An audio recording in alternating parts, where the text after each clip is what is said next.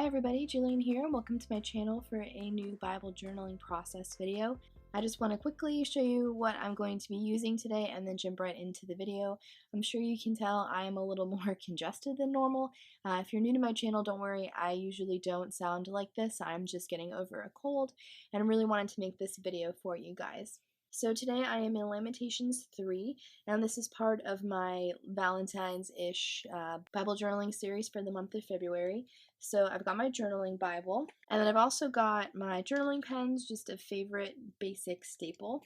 I've got a bunch of alpha stickers here because I'm not sure which color direction I want to go, but I want to use alphabet stickers to kind of get the title or sentiment or the big idea out of the verse I'm going to be journaling and into the margin. So I want to use these to get those down. And then I've got a bunch of different pieces from the Print and Pray shop from Illustrated Faith.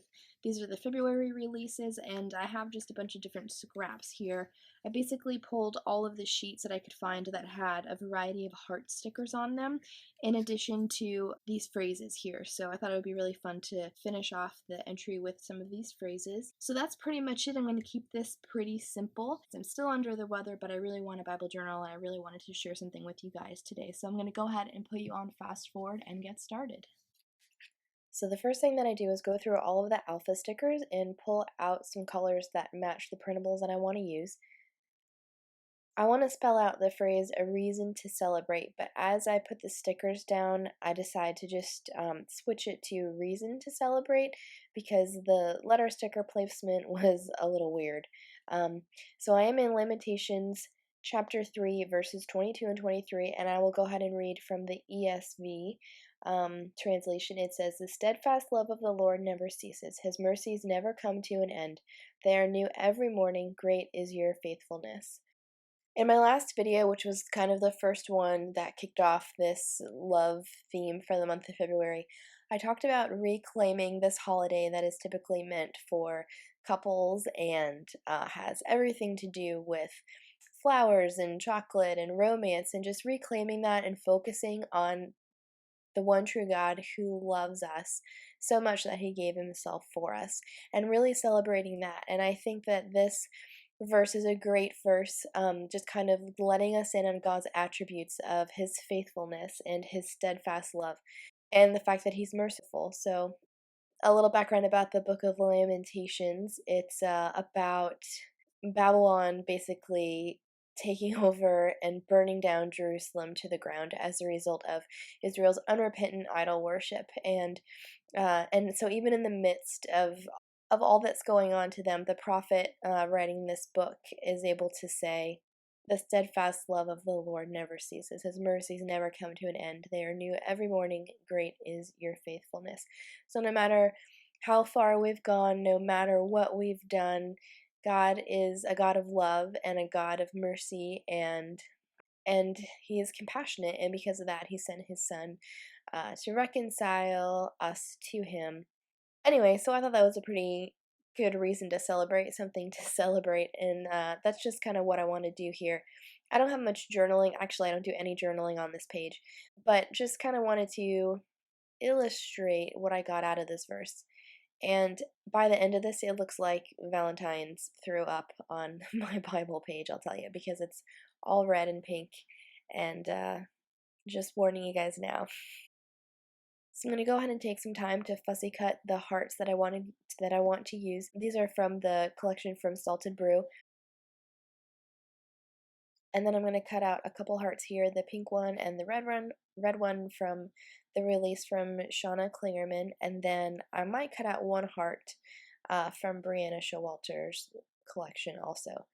So I like to do things in threes or odd numbers, so I'm kind of arranging the hearts around the page where there's kind of some trapped white space in between all of the alpha stickers.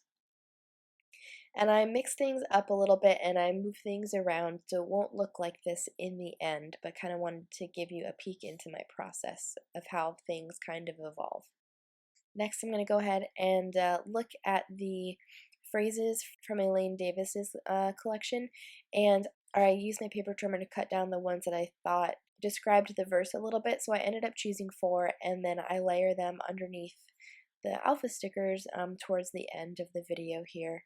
So I'm separating the first stickers that say "He loves me," "Full of," "Everlasting," and "La La Love," which is so fun to say. I decided to swap out those gray tile alpha stickers and then use the white homespun alphas. And then I took that pink Faber-Castell marker and I went ahead and just dotted some little polka dots on there to make it a little more interesting and to bring some of that pink color in also. I'll go ahead and list the three colors or the shades that I used in the description below in case you're interested in any of those. Next, I'm going to go ahead and start sticking things down. I like to have things going off the edge of the page, and then I'll go ahead and trim off the excess. And so I did that up in the top left, and then over here on the right, I'm having that light pink heart kind of hang off the edge. Next, I'm taking some of my roller adhesive and getting the phrases stuck down underneath the alpha stickers there, and it says, "He loves me, full of everlasting la la love." And then I'm going to go ahead and trim off the excess of those hearts on the top and on the right. So I have a little bit of like weird trapped white space to the left of the word "to," and then also across the top. So I'm looking again to the printables to see what I can add. I end up going back to the salted brew sheet and pulling out and punching using my 1-inch circle punch this circle that says "He loves me." I want to have that across the top of the page, kind of hanging off. I layered some of this washi tape that I got from Hobby Lobby underneath that just to provide a little more interest and take up some of that white space at the top. And then I used it again on the bottom just to mimic the top a little bit.